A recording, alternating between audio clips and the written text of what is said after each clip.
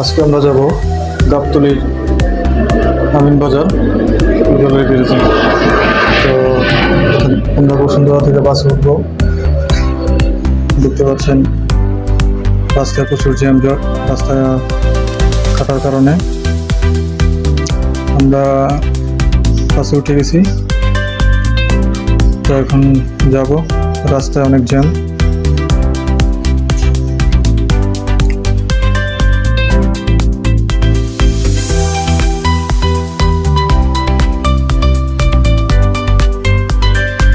দীর্ঘক্ষণ জার্নি করার পরে অবশেষে ফাইনালি চলে এলাম। এই যে গ্যারেজ, এখানে অসংখ্য গাড়ি ডিফল্ট হয়ে পড়ে আছে। সামনে একটি গাড়ি দেখতে পাচ্ছেন, এটা পুড়ে গেছে। আরো অনেক গাড়ি আছে এখানে, সব ইনো 1J মডেলের গাড়ি।